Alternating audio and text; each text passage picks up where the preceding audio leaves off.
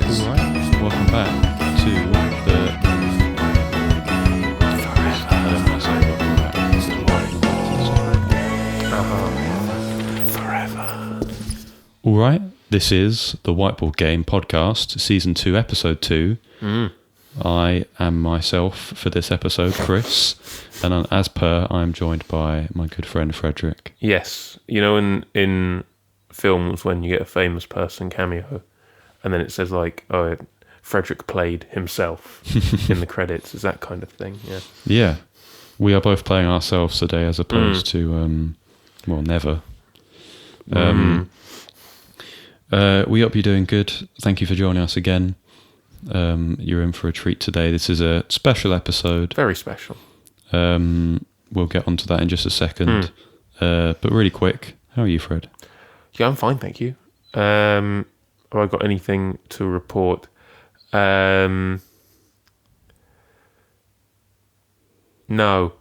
I haven't. At the time of recording, Liverpool have recently departed the Champions League, but we have got a League Cup final coming up. So, trophy's a trophy. So I'm happy with that. Fair enough. I watched that game. It was a good watch. I'd say. Was a good game. Yeah. Chelsea are playing this evening, so hopefully they don't cock it up. That would be embarrassing. But how are you? Also, how are you? Well, I'm not too bad. I'm doing okay. Same as usual. Doing me. Doing Chris things. We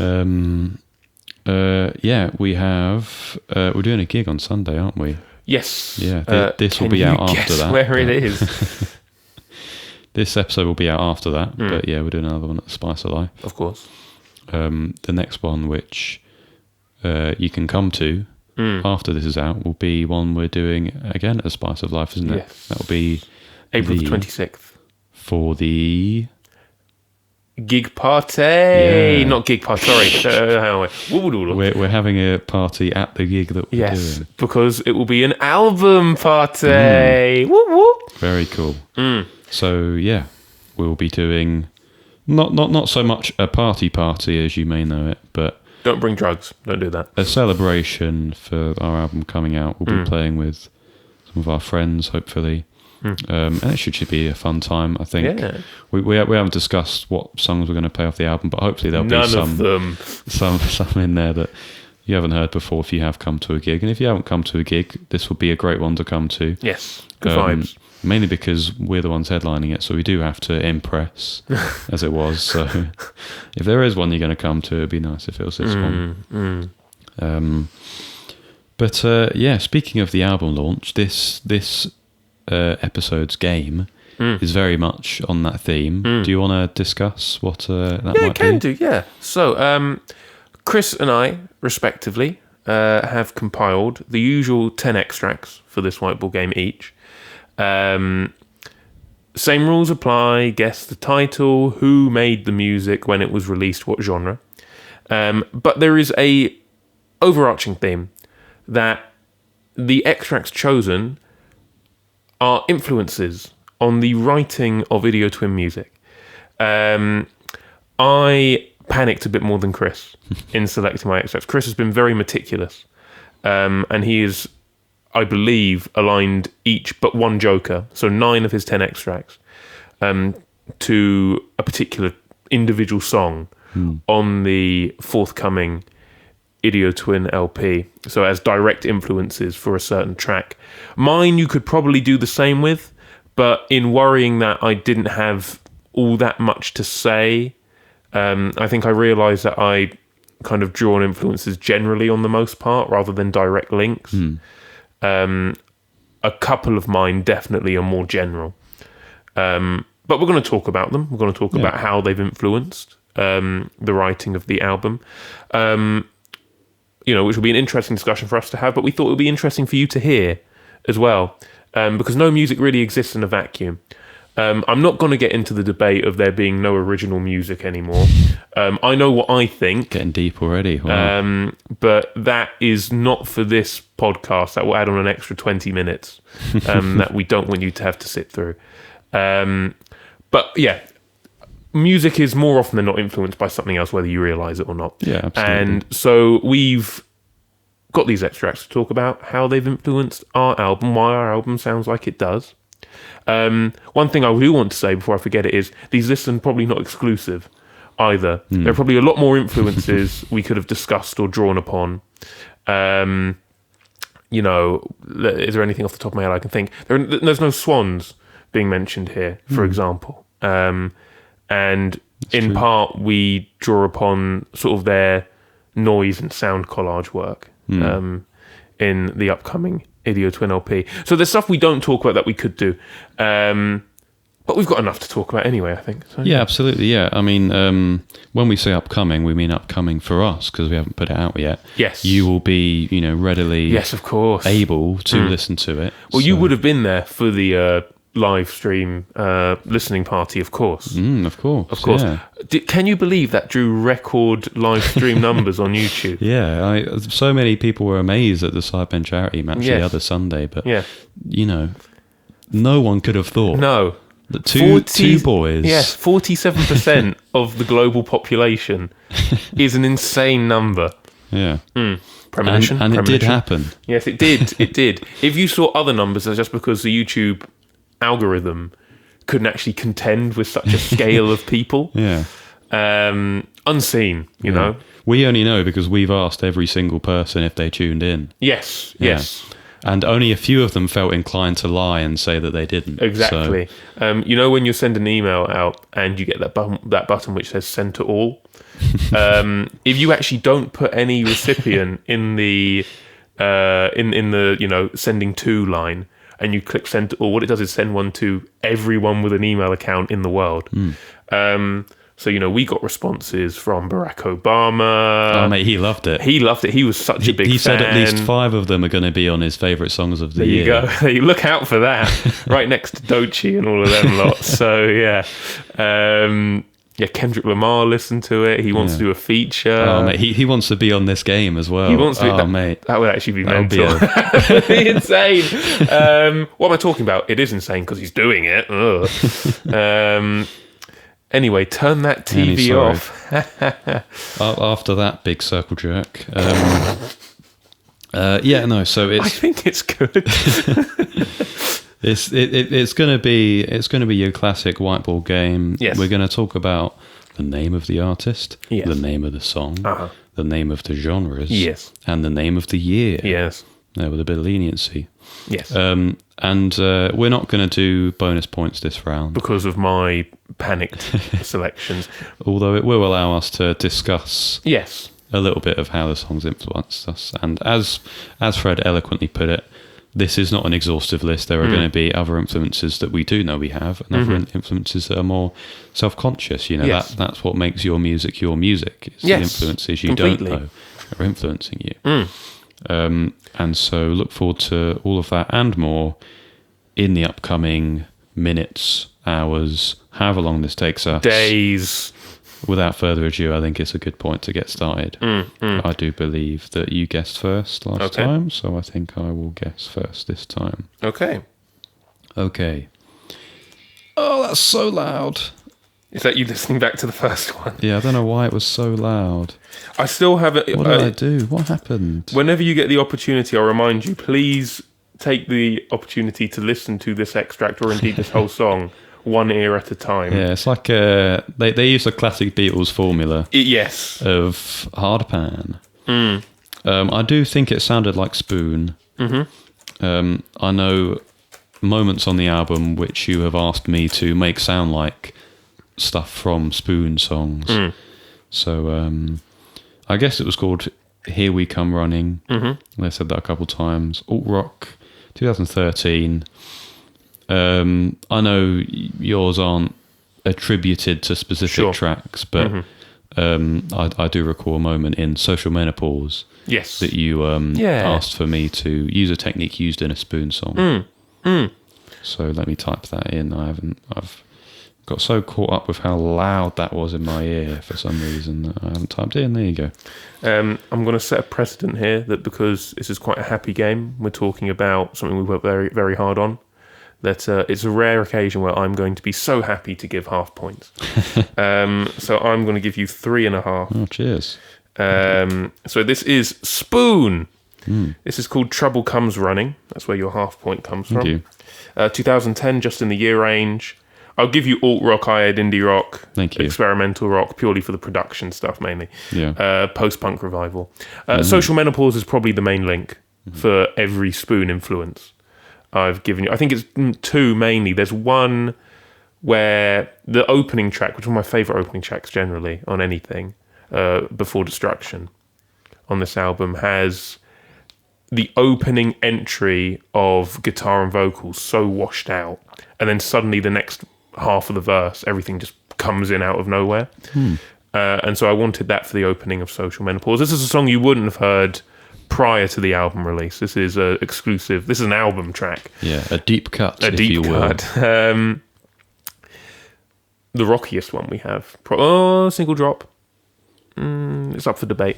I mean, this one goes hard, if I do say so myself. Chris likes this one. And then there's another moment from Is Love Forever on the same album. This is off Transference by Spoon. Oh, cool. Where he says Is Love Forever, and his voice just repeats and keeps layering over itself and gets quite distorted. And that's something I wanted to happen at a certain point in Social Menopause as well. I thought, it would be best to include a song off of Transference. Because I'm not completely ignorant of production stuff, but compared to you, obviously you know a lot more than me about producing.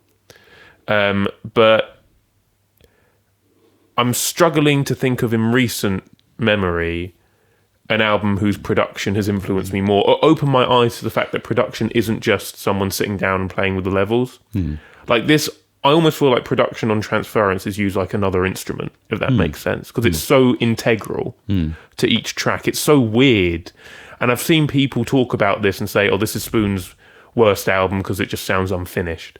But when you think about the Spoon discography and think about how clean it is and how professional it all sounds, I would hope it would become apparent that the production choices being weird on this album are choices.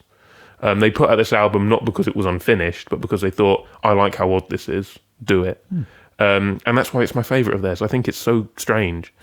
And for people who don't know much about production, or people like me who know a bit but could know more, this album's an eye-opener, so I strongly recommend it. Because there's so much weird stuff on here, man. It's so fun. One of my favourite bits still being the track The Mystery Zone, where it ends halfway through a sentence and there's no fade out or anything. You just get and everything drops out, and then you get silence for 2 seconds, and then the next track. It's so strange. But yeah, I thought it would be best to include something off this album because this is the closest to any production inspiration I've had, I would say. So yeah, 3.5. Awesome, thank you. You're welcome. Yeah, I'm yet to listen to that album. I feel like it's one that I need to get to. I think you'd take a lot of, at least intrigue in it, you know? Yeah. Okay, so another Whiteboard Game, another appearance of the GOAT ambient composer. Chris, your first extract, I believe, is by... Oh, I love him. Hiroshi Yoshimura. I believe it's off the album Green, which I think, as far as I'm aware, is your favourite of his records. Okay. But I can never remember which track is which. I know they all have sort of like a double E sound in them. Yeah, basically. So I said maybe this one was Sleep.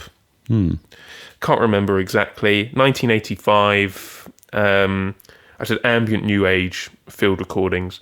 If I had to link this to any track, this would probably be your stunning ambient Expedition, which is These Aren't the Best Days of Our Lives, which still makes me very happy to listen to. I think it's beautiful. Thank you, I appreciate that.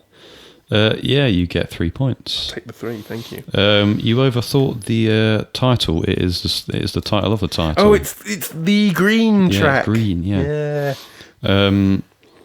Hiroshi Yoshimura, as you say, Green, I put New Age ambient. I never put my foot on New Age really, but I suppose it's more of like a a wave than it is a genre. But yeah, ambient, 1986, and yeah, the specific influence for this was These Aren't the Best Days of Our Lives.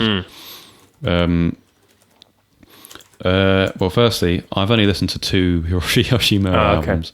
There's this and Wetland, and I think I do prefer this to Wetland. I know you're a big Wetland fan. Oh man, it's bliss. But yeah, this was the first Hiroshi Yoshimura album I listened to. It was recommended to me by a friend who thought I'd like it, and I did. And I think it came at an interesting time because when I was penning this song, I didn't really know where to go with it. I had ideas for verses, but I didn't really like...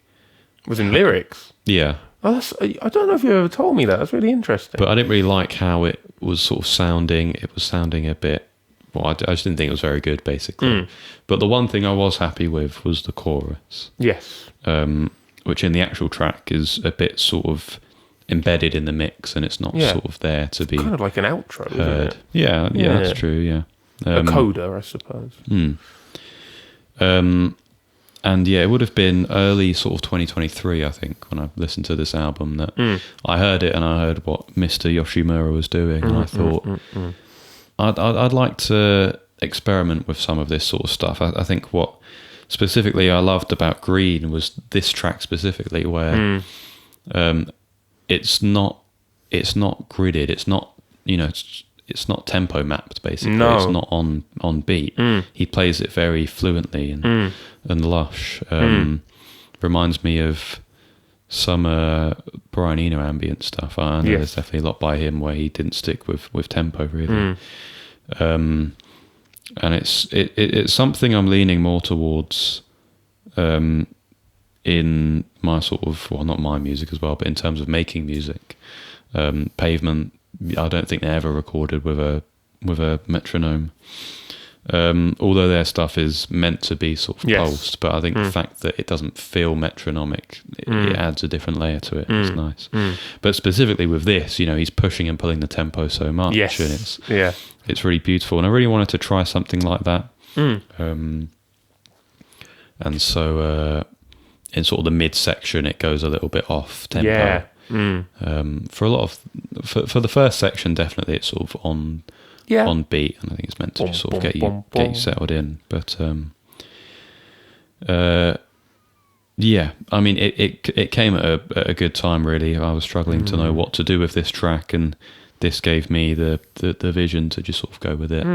And after a few tinkers with what I wanted to include and what I didn't, I came to a conclusion that I am happy with. And I think that's what I love about music, is going into sort of genres and endeavors that you wouldn't necessarily have envisioned when you started making the song. I think completely. That's a really, really fun thing.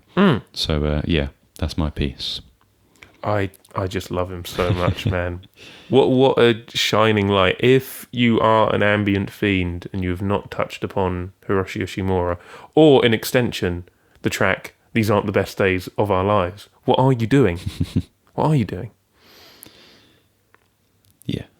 You're number 2. Now, this was an album that we both like. Yeah. By a good band. Well, good band. I believe. I shouldn't speak so... Hot take, so boring arrogantly. sport, but good band. I don't think I've ever watched a game of American football. If I have, it's not by force. Not by choice, rather. I do believe it was by the band American Football, who I do love their name. It's very Midwest. It is so their genre, isn't it? Yeah, awesome. I was telling Fred when we were doing this game, I can remember all of the titles of the tracks except for this one that he's given me. And I do think that the one he's given me is the one that I can't think of. Okay. And so as the title, I've just put the one after For Sure, which is one of their tracks. Midwest emo / post rock. I feel like post rock is a almost. Yeah. 1999, I think, was when it came out as well. I'm not sure. I think there's. I definitely remember points in And then there was a time it came down in droves where Yes. you were influenced by certain American football guitar work. So maybe it was that I was sort of envisioning when you gave me the extract. Yeah. Well, when you have perhaps overstayed your welcome, maybe you need to get a bus. What might you say to the host? You really need to get out. Yes. And they say, "Oh, you can stay for another drink." Then you say, "Yeah, but it's something to do with leave. It's something like, I think it's time I leave or something. you know like I that. should be leaving soon. You know I should be leaving. You know soon. I should be leaving Yeah. soon." So everything else spot on, as you would expect from someone who has listened to this album a few times. Just the title. So a very solid 3 points still. Thank you. Cheers. So this is American Football, You Know I Should Be Leaving Soon, 1999, Midwest Emo. Yes, and then there was a time it came down in droves, does have some widdly guitars in the B section especially, which layer, like an American football song might do. That's like 50% inspired by them. One that is directly inspired, though, are guitars 2 and 3 from What You Want and What Is Not Yet Lost. Cool. Goodness me, it took me a while to write that one. At the time, particularly, I want to say this was the first song we properly It was made. the first song that you sent me recordings There for. you go. Yeah. Wow. Well, aside from the lo-fi, Yeah, the very stars lo-fi stars, one. which is it's still endearing to me that that could not have been released. It'll be on a deluxe version. Yes, that is a Maybe. deep offcut for someone to discover one day. Yeah. That is one of those songs that will exist on one of 2 tapes, like the Boards of Canada deep cuts. Yeah. No, at the time, strange that the first one we did was the most positive one. Our feelings just went downhill after that, I suppose. But, or maybe I knew what was to come, so I thought, let me get the positive one out now. Yeah. But yeah, at the time, I must have only just started listening to this album. And I was so enamoured by the guitar work. I think at my best as a guitarist, I'm a fingerstyle guitarist. And so I was listening to this and I thought, I could play that. And that makes me like this album even more. Because I think it's a natural thing. You like something more when you look at it and go, "Oh, this is me," kind of thing. Not the feelings. I've never had as rough a breakup to make the album their first LP, right? But the guitar work. I thought, I really like this. It's fingerstyle and it's harmonically so clever. And so when I was writing What You Want and What Is Not Yet Lost, the main guitar part, I thought, let me actually try and think theoretically about this instead of just whittling on a guitar. Let me move between chords in the same key signature and stuff. But of course, it sounded a bit bare on its own.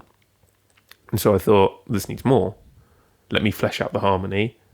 And the first thing I should do is detune the guitar, of course. And then I just figured stuff out. And I tried to they like these big sort of sweeps from the bottom string up to the top and back down, I feel. So this fingerstyle, like, let me play every single string up to the top and back down again, and let me keep many of them as open so things ring as well. And so I took all of those notes and inspirations, and I was really proud when I came up with those parts. I thought, I did that. That's nice. But yeah, so the backing guitars for What You Want and What's Not Yet Lost. If you were interested, you now have chronological history of the song production as well. That was the first Idio Twin song, I suppose. Yeah. So there you go. 3 points for you, Chris. Thank you. Yes. Cheers. Yeah, no, it's an album where I have to listen to again to remind myself how much I like it. I agree with you. It's one of them ones where you probably look back on it and you go, yeah, it's good. And you actually have to listen to it to really appreciate what it does and how special. It's just beautiful. It is beautiful. That's it. It's what I said to you when we were listening to the extracts, that when I haven't listened to it in a while, I get this unfair idea that, do I really like that album that much? Does it not just all sound like widdly guitars for 40 minutes? Does it not just quite samey? And you listen to it and you go, yes, but boy, does it sound nice. You know, it's so pretty. Stay Home is one of the shortest 8-minute songs I've ever heard in my life, you know? Yeah. But anyway. It's really, I mean, the last thing I'll say on that is there's a really good album on YouTube which tries to rewrite the Minecraft music in an American football style. That's really cool. And it's really cool. I would implore you to listen to it. It's very fun. That sounds fun. That's the word I'd use. It sounds fun. Anyways. So your second track, very, very brief Fred Law. When I was at university and I was in the university's comedy society, I was president 2 times. Thank you very much. This hasn't got me anything later in life, but you know, it felt good at the time. We had a radio show. It was a bit like kind of Mock the Week. So it was topical. You did quizzes to figure out new stuff. But there were music breaks. And the music breaks were selected by the host of the episode. And the songs would each add up to one big news story. When I hosted one episode, the story at the time was, is her name Sue Gray? Released her sort of Partygate COVID-19 report kind of thing that kind of exposed all the wrongdoings the government had done. So that was the big headline. And so the 3 songs I used were Sorry for Party Rocking, Grey by Saba, and Electioneering, because it was like just to emphasize the point that this is a political thing. So I think this your song, That's My Law, but I think this song is Electioneering by Radiohead, off their, you know, kind of mid album, OK Computer, kind of mid. Just a few people like it. You I know. don't know if you heard of it. 1997, I think, is when it came out. Alt rock. I want to say social menopause. I think it's guitar-y and noisy enough to be your social menopause inspiration. Yeah, you've smashed that. It was Radiohead Electioneering. Interesting lore there as well. Thank you. I didn't know that. I mean, it's the sort of it's the album that is like the soundtrack to moments like that, like Partygate, for example. Yes. it's seeing that in the news. This album is the soundtrack to you seeing that and the feelings that you have towards it. Electioneering, isn't it? Is that an actual term, or did they combine? I think that is an actual word. Oh, okay. Yeah, I think it's the process of going out and like campaigning for yourself. And everything. I see. Okay. But you know, I might be wrong. Oh yeah, good, good reference. Alt rock is what I put. And 1997, you're spot on. A big year for music. Very big year. And social menopause. This is. I feel like it's probably a good time for me to reference tracks. I use a bad word there. When you're sort of, if you're mixing, maybe mastering, or even just producing, reference tracks can be useful. Yes. Especially in mix and mastering, because it's a way of comparing, especially in mastering, how loud your song is to a track that has already been obviously mixed and mastered, right? And so if you're trying to achieve that same amount of, you know, that same feeling, that same vibe and the same loudness, they're good to have. Just, you know, pop it in your project. Yes, and you can just, you know, switch between them quickly to compare them. And it's mostly electioneering, but it's also a lot of this album that I use to reference social menopause. Oh, sweet. Well, just the way they handle guitars. Yeah. Okay. So, for example, I think, especially in this and Airbag, the way that they use like backing and panned guitars, because you feel like you have a main sort of chord, like rhythm guitar, especially in Airbag. Yes. And then they have different sort of riffed guitars panned in each ear. And I don't know if you remember the time I came to you and I went, I want riff guitars in both ears. And so we sat down one day and just came up with a bunch of riffs that went over the main chord progression. Yes, we I did. did those in. That was inspired by these sort of tracks. I mean, that's mainly it. It's generally it's it's an album which we wouldn't really talk about on this game because we both know how much we like it. Of course. And so it kind of defeats the purpose of trying to get the other person out kind of thing. Exactly. Yeah, and so it's not one that we get to share our love for it on the podcast, for example. So I feel like now is a nice time. Sorry, it is hailing, it's violently very hard hailing, yes, outside. So if you can hear that, apologies. Maybe it will make nice ambience. Who knows? It's wonderful to look at. I'll tell you that. Not wonderful to be in the presence of, maybe. You say that, but I'm weird with weather. If I had an umbrella, I'd be quite happy. You would be happy standing out in hail. So it wasn't concussing me. If I had an umbrella, I'd be happy. Yeah. Fascinating. As long as it's not windy at the same time. Yeah, wind is horrible. So yeah, that's about as much as I have to say. I feel like with some of these answers, I will be exposing my secret sauce with some of these tracks. So people listen to it and go, hang on, you've ripped this off. The 13 herbs and spices of the debut Video Twin LP, yes. Like there's probably a lot of producers that just won't tell you this sort of stuff. Like a magician. Because they're scared that you will listen to it and go, oh, it's a massive rip-off, mate.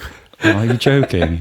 I've got one of mine here that I'm a bit scared when I come to it that will be reaction to it, but we'll see. So maybe you'll listen to Electioneering and think it sounds too similar to Social Menopause, but I think our influences are broad enough. I mean, you've literally just spoken about Spoon and how that influenced Social Menopause. So 2 different songs already, Yeah. So. What more do you want? At least we're ripping off 2 songs rather than one. Yeah. But yeah, no, that's one I have to say. Good album. It's one that I liked a good bit when it came out, but it's when I listened to it a lot more that I realised, this is really good. I do like it a lot. And I understand when people say it is one that a lot of people should listen to. Yes. I think if you're not a fan of rock, maybe it won't strike you. But it is a powerful album. Yes, and it's very well written. And I like it, and you do as well. I know you do. Just a bit, yeah. So there you go. Your number 3. Number 3. Let's have a look. Remind myself. Yes, this was the Rag. Yes, the Raga. Now I remember listening to it and thinking, I'm really struggling to put an answer for this one because it is a rag. Yes. But it's not totally a rag. Like it's not totally, like it feels a bit Western is I think how I put it to you. It feels influenced by Westernisms. Maybe it's not. Well, I suppose quite a lot of the rag, and I guess I've dubbed Indian folk, which feels is institutionalistic the right word? It doesn't. Kendrick reference. It doesn't sound right. But yeah, maybe the rag composers we know are also influenced by Western music, i.e., sort of Ravi Shankar. Yeah, I did have Peter Gabriel down for this first because it sounded a bit like Open off of Passion, which is that's a reference I haven't touched upon. The whole album Passion, listen to it, big reference for us. Yeah, I ended up putting his daughter Anushka Shankar. Peter Gabriel's daughter's Anushka Shankar. What? I haven't segued that very well, I realised. Yes, Ravi Shankar's daughter. Mainly because I thought, well, it's got Western. I know she's probably influenced more by Western music than this song lets on, I'd say. I ended up putting Open, which is just a reference to the Peter Gabriel track. Yeah. Mainly because I initially put down Open by Peter Gabriel, and then some of the other tracks later on led me to think that maybe you'd used a different composer here. I put rag, Indian folk. Again, probably should have just left it with rag. I've let my whiteness come out there when I put Indian folk. The Whiteboard Game? What? I'm not too sure about Anushka Shankar's years. I put 1996. I feel like that might be a bit early for her. But yeah. Okay. There you go. So, if you haven't said this already, what song do you think this links to? Yes. Who am I to? Yes, good. I wanted that segue. So, here we go. This is very much a Who Am I To reference, which is the opener on the Idio Twin LP. And if not in terms of Idio Twin stuff, it's the first thing I ever wrote, I suppose, song-wise. I was 16. Yeah. So one discussed it on the Idiot Twin interviews, which you should check out. You should check out. They're good interviews. So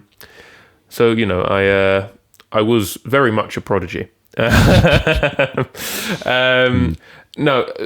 reason why it's important, me writing this at 16, is not some flex. I'm not trying to say, look what I wrote. That's not what I'm trying to do. It's to set the scene time-wise. We'd only just completed GCSEs. We had gone into A-levels. Obviously, you and I both did music GCSE and music A-level. For those of you who are listening that aren't English, those are the exams you do at 15/16, and then the exams you do a couple of years later in school. So we'd finished the first batch of exams, and part of the music exam, when you were 15 or 16, featured, I don't know what they called it, just like international music or whatever, or something. They called it world music. World music. Yeah, something institutionalistic. Very. But they gave us 3 sort of Indian ragas. And I loved the sound of them. I thought they were lovely. I mean, of course, they're beautiful, This is one of the 3 we studied. And this is by a duo called Benjy Wertheimer and Steve Gorn, who, you're right, you can tell by the names, are more westernized musicians. It's just their rag Desh. Yes. I think there are different kinds of raga, and so this is a rag Desh. And this is the opening section, which in the terminology of the music, of the tradition, is an Alap, which is free time. And you get the instruments of the raga, they come in and they just explore whatever key you're in. This music doesn't have key in the same way that Western music does. I can't remember the terminology for it. But they still have kinds of scale. And so they explore those scales that they've chosen for their raga. It's released in 2004. I've put Hindustani classical music. But I'm going to give you said genre rag, which is itself a genre. So I'm going to give you a point. Thank you. I've kind of already said all I need to about this, I suppose. Who Am I To opens with a much shorter pseudo Alap section, I suppose. How much am I going to expose myself here? Both Who Am I To and this raga both open with an open 5th on D. I mean, that's not too uncommon for an Alap. No. You've got that drone. Yeah, exactly. This was, I suppose, this is more Fred law. What creates the drone in this is a shruti box, which is an instrument that I think you just kind of you select the pitches and it just plays them out for you.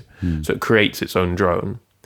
So when I was writing this in Sibelius, the music annotation software at secondary school, I changed the name of what was a cello on Sibelius software to Shruti Box because it made me feel like I was doing it more professionally.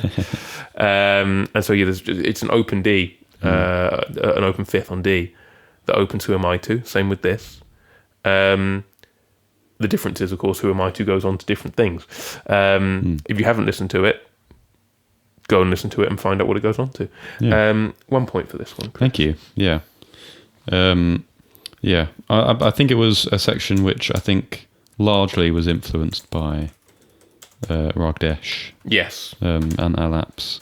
But one in which I think we've, played around with and made it sort of our own, and it's not just sort of like oh, look at us. We listen to Hindustani classical music. I think I want to illustrate the range of influence we draw upon, but at the same time, we are not experts in this genre. I don't want to sound like we are. We haven't written a piece of Hindustani classical music. We've just drawn on sound. Yeah. Effectively. Yeah. Vibe. The Rag Desh was such an in-joke for me back at GCSE. Me and friends, we loved it musically, and so it just very fond memories of this.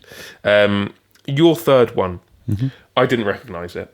This is one of your electronic ones. You had a few today, which I don't object to. I'm very fond of electronic music. But I had to draw upon my bank of names. I said Burial. Streetwalkers sounds like the kind of thing Burial would title a song. Sounds ominous enough. I said 1999, instrumental hip-hop or IDM. I thought that maybe this one referred to Mongrel at the Races with the beat production on that. Okay. But yeah, we'll see. Okay. Yeah, I'll give you 2 points thank for you. that. You've done well getting the genre and the year. Oh, good. Okay, thank you. This is by a different British electronic musician. I don't know how to segue this in a way that helps you get it. It's Aphex Twin. That's what I'm trying to say. No!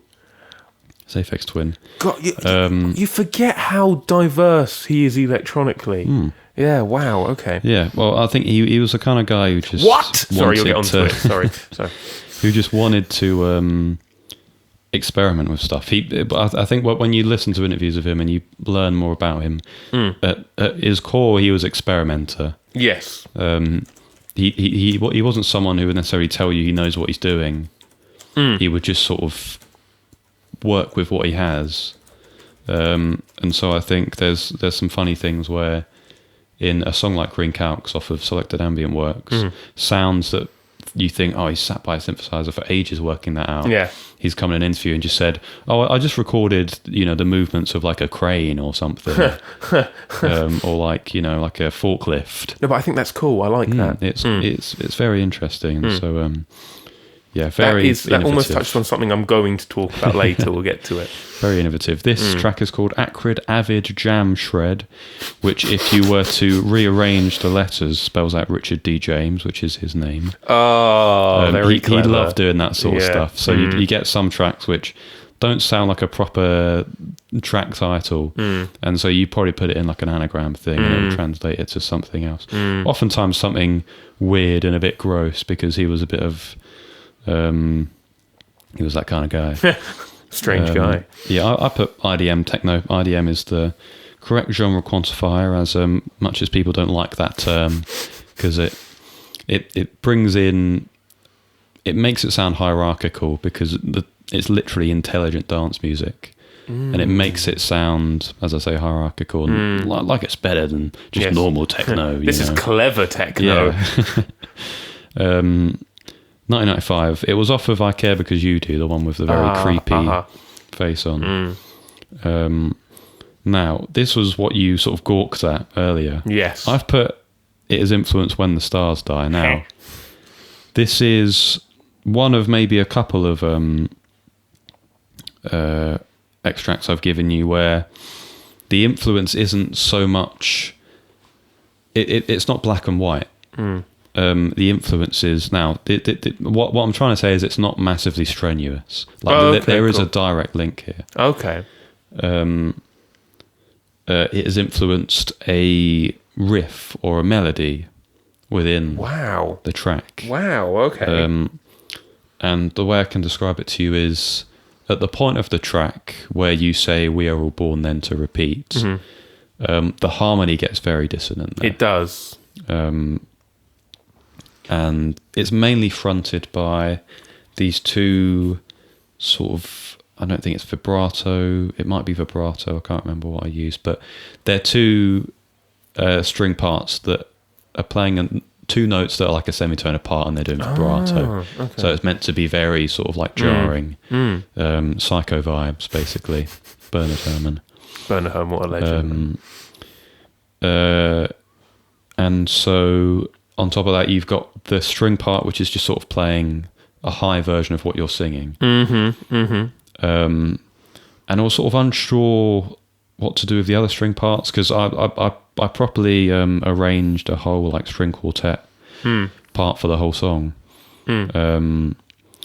Sort of harnessed my inner film composer within me, which I haven't done very often. So it was a nice venture.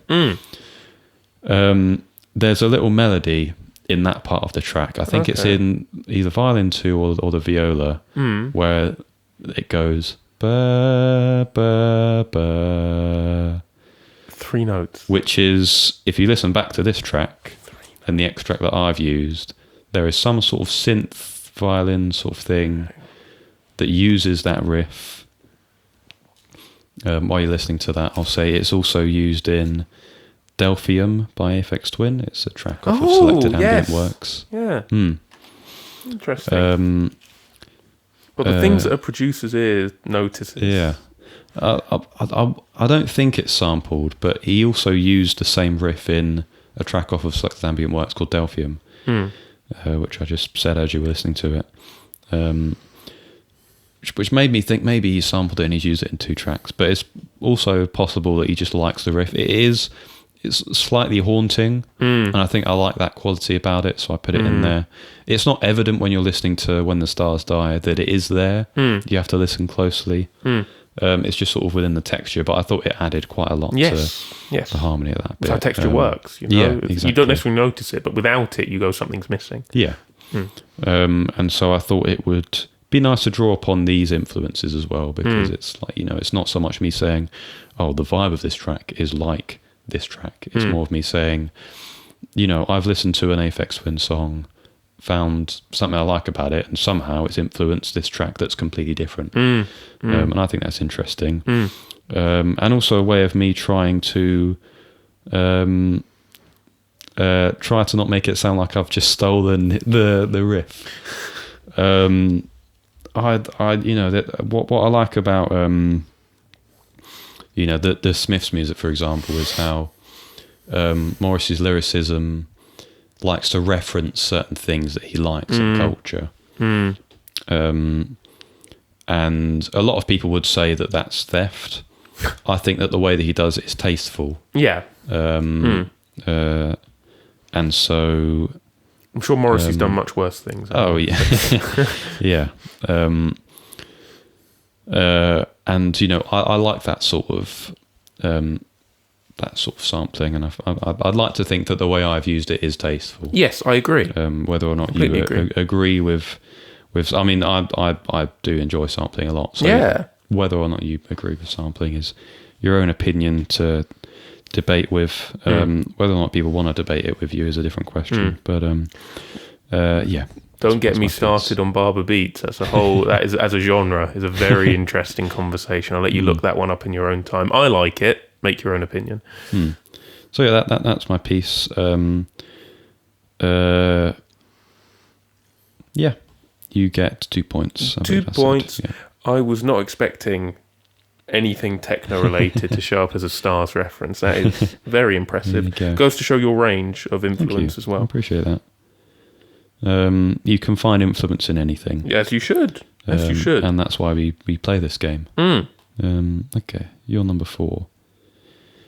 This was one I wasn't sure about to start with. Okay. When I first started listening to the extract, I thought it was kind of like synthwave, chill wave sort of thing. Lo-fi beats to study too. I've been trying to get into chill wave a bit more, so I'm sort of like, this is interesting. Unfortunately for you, this singer has a very iconic voice. Yes, he does. So if you know how it sounds... Not unfortunate at all. Nature of the game. That's fair. And so if you know how it sounds like, it's a bit of a shoe-in. So yeah, I thought it was Thom Yorke. Yes. He said Dawn Chorus. I think there is a track by him called Dawn Chorus. Interesting concept. I presume you know what a Dawn Chorus is. Maybe you'll speak about it. Chill wave art pop is what I put as the genres. 2016. I think it might be off of Anima. But I've put 2016 to try and touch the year that I think that came out, and so I've got a little bit more range. So yeah. For art pop, I'm going to give you 4 points. Oh, thank you. So yes, Thom Yorke, Dawn Chorus, 2019. Just in. I put ambient pop. Okay. That makes sense. So, do you have any idea of what I'm going to go talk about with this one? Any idea? I don't think so. Okay. Nothing that's standing out to me. Okay, so when I was writing a certain song, I was trying to make it sad, but I wanted inspiration on how to make it as like bittersweet and crushing as possible. And so I drew on a few influences actually, and I found the same trend across all of them. I went to songs that I thought that are not sad songs, that are bittersweet songs, different thing entirely. and I found a trend between all of them, and it was slow chords but major chords, which sounds really simple. But when you're trying to write something that is bittersweet, your initial thought is, I've got to have minor chords here. But no, major chords. So then I sat down to write the Timekeeper's Lament. And I thought, right, slow chords, major chords. Not just that, because I was using this as a reference track. He plays about with the meter of it as well. Okay. Because the chords stagger towards the end of each block, I suppose. You get the dun dun dun dun dun dun dun dun, next chord, boom. Dun, cool. dun, dun. So the time starts to drag towards the end of each chord. And so especially like the second verse, I thought, I can do that. I can make it sound like it. I mean, it's still metered, the second verse. But if I make the chords sound like they don't know where they're landing at times, or they start to slow down, I can mimic this and I can create that feeling of the meter going a bit awry even though it hasn't. That's basically it. The other track for Timekeepers I gravitate towards, which I haven't included here, is Myth by Beach House. Oh, yes. Similar, very incredibly bittersweet song. Beautiful, major chords. But the main thing I took from that is they have these arpeggios throughout Myth. Boom, do do do do do do do do do do do do. Second verse of Timekeepers, where you get the high piano arpeggios over the main chords to bolster the harmony. Myth. Wow. But yeah, big fat 4 points for this one. Thank you. Dawn Chorus is a great song. I should specify that. Anima's a fascinating album. Dawn Chorus, I think, is the highlight. Basic choice. If you listen to Anima, that's probably the most popular song off of it. But sometimes that's for good reason. So, yeah. Cool. Yeah. Do you know what a Dawn Chorus is? Is it to do with birds? I don't know if it's strictly to do with birds. Okay. It's more of a phenomena. Okay. Where people have studied where... I'm not sure if certain specifics have to be there, but as dawn rises, people have noticed that you sometimes hear singing, sort of like a choir, wow, sort of vocal, and that again, it's a phenomenon. I don't think people really know why it happens, wow. And so people have dubbed that Dawn Chorus. Wow, there's a track on GeoGaddy by Balls of Canada called Dawn Chorus. When I went to process this extract and I typed in Dawn Chorus, it was quite a surprise to see that album cover come up in the YouTube search results. I went, I didn't know they did one as well. But no, that's really interesting. And as a phenomenon, as you've said, speaks to Mr. Yorke's tendency to draw towards things that are so painfully bittersweet. Something that sounds odd, he's written a song about. When you listen to the song, it is, I think I made good choices in this and Myth. They are both so bittersweet. Because they sound like they should be uplifting, but there's just something about them, the lyrics of course, but there's something about them other than the lyrics just makes you sit there and go, I feel sad though. I don't know why I feel sad. I feel really sad. But yeah, interesting. Thank you for telling me that. Nice. So your fourth one, I didn't know who this was either. Maybe I should have done. I don't know. It sounded like I was about to say a singing man. Great analysis. It was a singing man, but maybe he produced the thing as well. So I said James Blake. Maybe Mothers of the River is what he said. I couldn't quite make out what was being said. 2015. I said electronica or dubstep. What I've written in my notes is that maybe this is your Joker because I couldn't really assign it to anything. But what I've seen from your last one is that I've already been surprised. So we'll see. Okay. Yeah, this is... Do you know what? I think this is actually an album on your Topster. Shush. Which one? Well, this is a fascinating thing because... even when you feel like you love 100 albums, there's still going to be tracks on there that you don't really know. I did think it was something. If you tell me it's something, I might be upset, but we'll see. It's by Mr. Ocean. No! No, I thought it was! It's by Okay. Frank Ocean. Yeah. It's pretty sweet. I thought it was.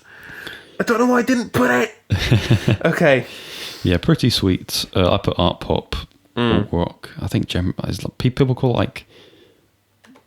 Is R&B a word? I feel like people have used some sort of R&B, like some sort of like alt R&B or something. Wow. People use. I can't remember, but this is more of a rocky one. It's not so much in line with the more R&B ones on the album. But yeah, 2016. It's off of Blonde, so you can get yourself 1 point. This influenced. It's really poor. And then there was a time it came down in droves. There you go. I haven't used the section mainly because I thought that's the first thing you hear on the track is the section that it inspired on Droves. Mm-hmm. And because it was a track that I thought you would find easier to get, I tried to pick a section that might be a bit harder. And somehow it's worked. Fuming. Mega fuming. So the way this track starts off is a bit cacophonous. Okay, yes, it is. And you've sort of got...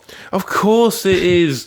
Okay. You've got Frank Ocean's voice singing over... It's like some very reverby, stray guitar notes. You've got dissonant sort of strings, non-diatonic stuff going on.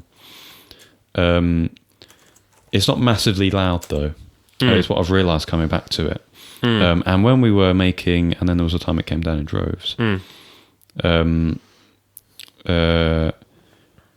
not sure if you wanted this for the track specifically, but I remember it was a direction I wanted to go in where the beginning was quite cacophonous. Yeah, quite loud. I was thinking about this recently. Actually, I can't remember how we got that beginning, but yeah, I like it. I can't remember. Yeah, and I like the idea of it sort of dropping off, and then you have the track coming off, and so that's sort of what we did. And I remember again we had a very funny sit down and made a lot of weird noises. Yeah. Some stray guitar notes. I think there was some odd percussion-y bits we were doing. Weird mouth noises. Yes. And one thing which I'm happy we did is you did a rendition of It's Gonna Rain by Steve Reich. Or at least the sample of which he used for it. You did a rendition. I read it, didn't I? The speech that the guy did. And that was my favourite part about the intro, I think. And I compiled it all, made it loud, sort of made it feel like it was sort of building and rising and then dropping off. I really like, and you're right, now that I'm thinking about it, that the It's Gonna Rain stuff makes it, actually. Yeah, and I timed it perfectly so that you say rain just as it drops off, and I thought that worked really well. What a piece of music, by the way. So I'm getting I've remembered it exists, but sorry, go on. It's Gonna Rain is a fascinating piece, but... Again, that would have been very easy for this game. It would have, it would have. But yeah, this was directly where that sort of cacophonous intro was inspired. If you don't like it, then I'm sorry, you can blame this song for inspiring There me. you go. Frank Ocean being blamed for something again, deserved. There you go. Release some new music, Frank. We're eager. We've been waiting it's almost 10 years since Blonde came out. Come on, man. I have a different reason why I think you should release music, and I think that is to stop the unbearable people asking for you to release new music. Yeah, like me. There are much worse than you, Chris, promise you. So yeah, there you go. You can have a point for that. I heard the voice and I thought that's Frank Ocean, but I thought, I don't recognise this. Maybe it goes to show how long ago I listened to Blonde. Maybe because I don't want to be dragged into a hole by listening to it again. It's a deep album. Yeah.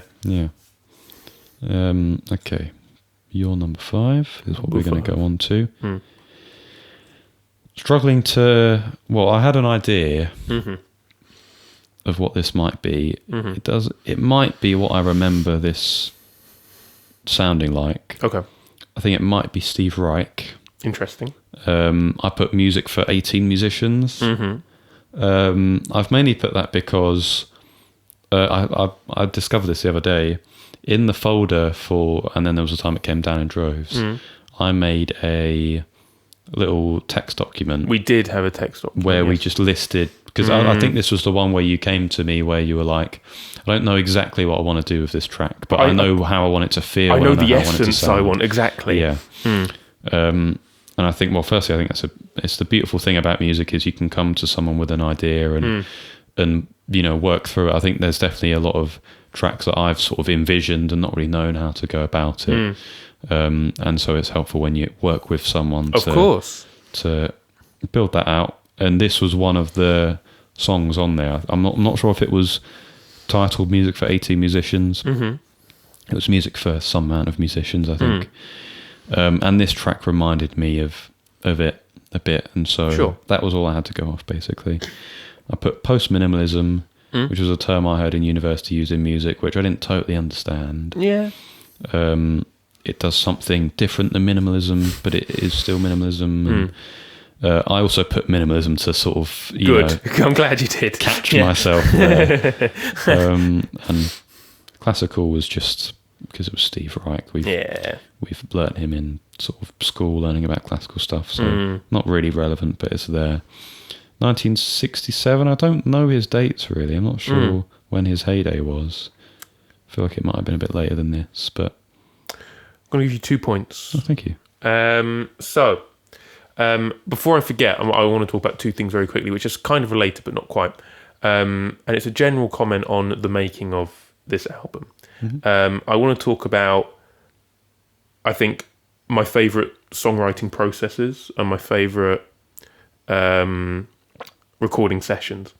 Before I forget, I think the two songs I most enjoyed writing, or no, let me change this actually. I think the most unique methods of writing songs we did was Droves, because I think this was the one song where we properly sort of started off by going, we have no riff or no chord progression or lyric or anything, but we, between the two of us, have formed an essence of how we want something to sound.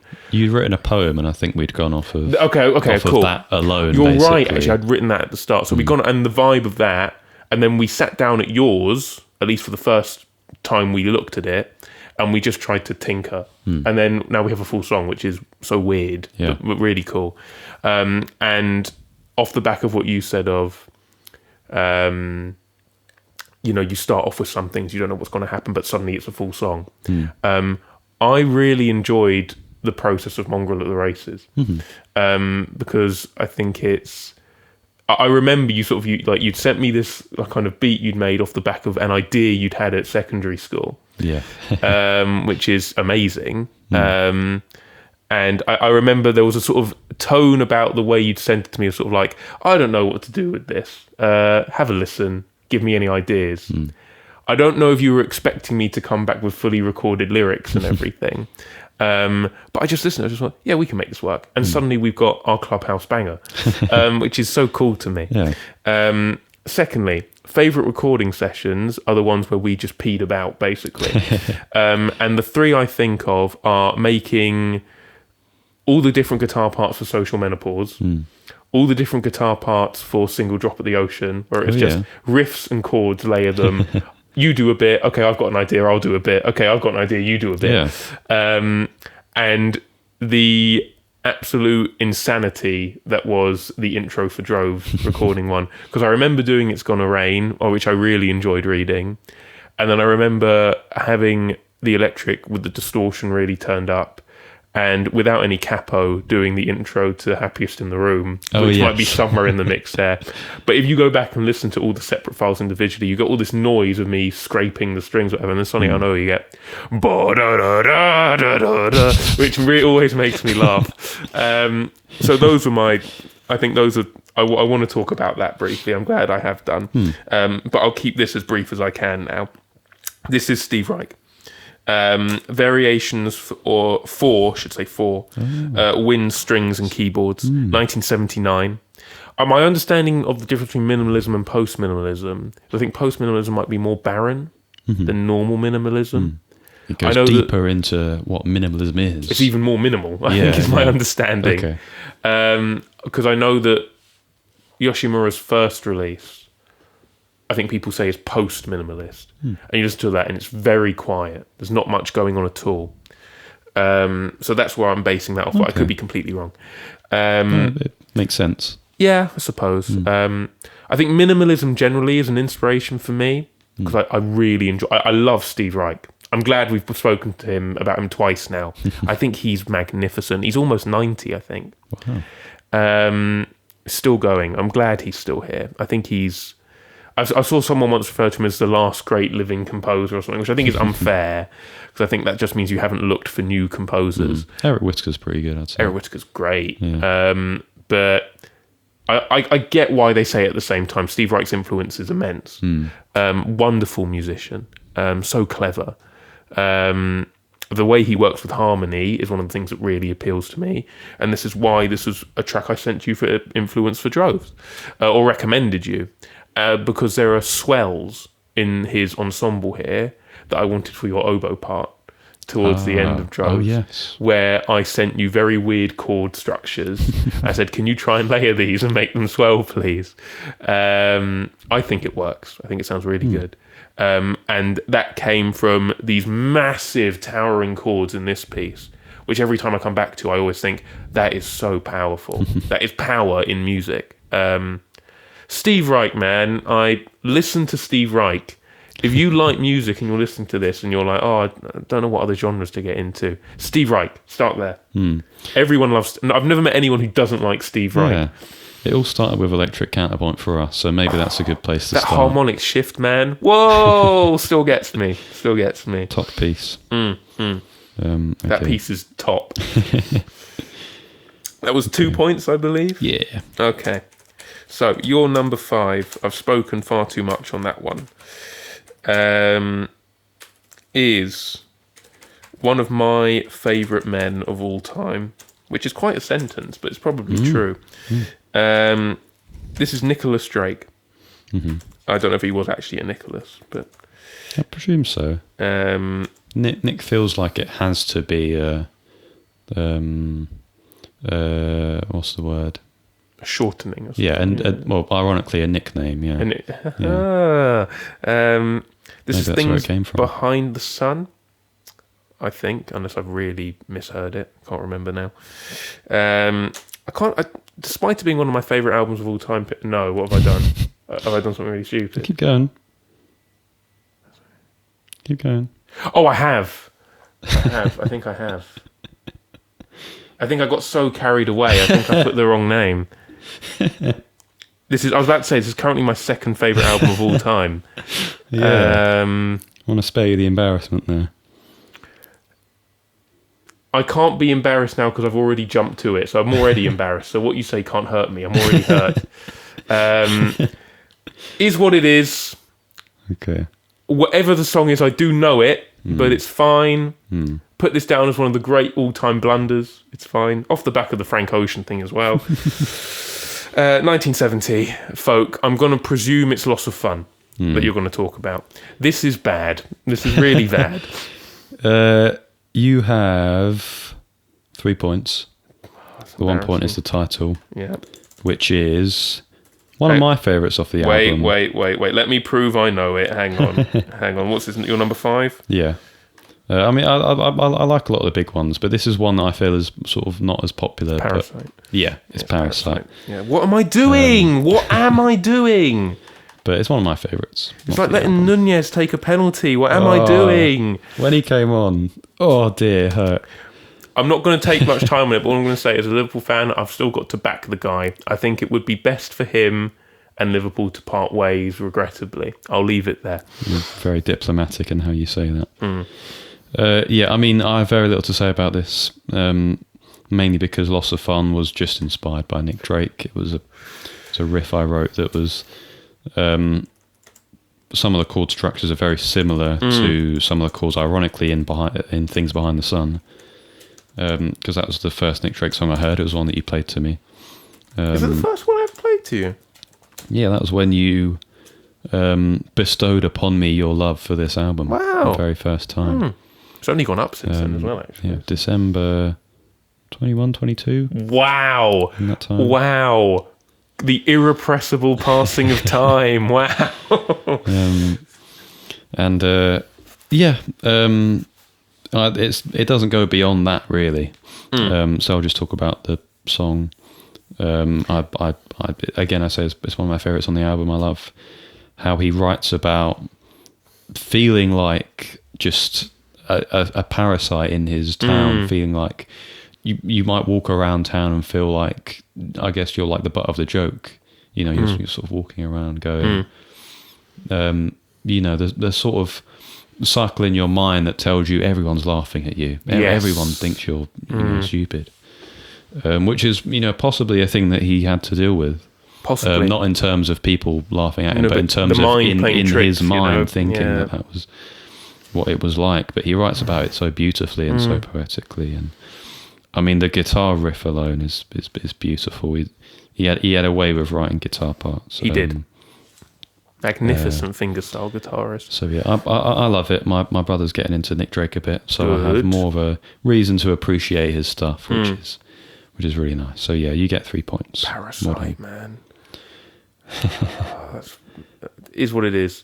Let me say this very quickly. This is Loss of Fun is the song that you have your lead vocals on. Thank you. Yeah, I didn't actually mention that. Yeah, that was one of two songs that I lead. The other one being These Aren't the Best Days. Of course. But Loss of Fun, the voice is more evident. Yeah, it's more of a song rather than like a piece of music. Yeah. But this is why it's one of my highlights. Oh, thank you. And I very much hope, because of course we're talking in the past for you listening now, when we get the thing being released or when we perform this live for the first time, whatever, I'm looking forward to people going, Chris singing, yeah. I'll be hyped. I hope they're hyped. So yeah. Thank you. Yeah. I mean, the more and more I think about people hearing music, the more and more I think people listen to that and go, oh, it's just Fred singing again.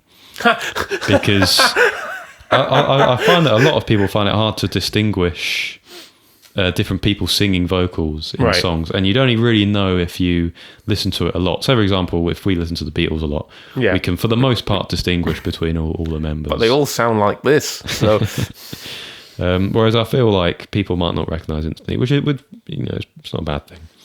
Well, not a bad thing, but I want Chris to get Chris's flowers, So thank you.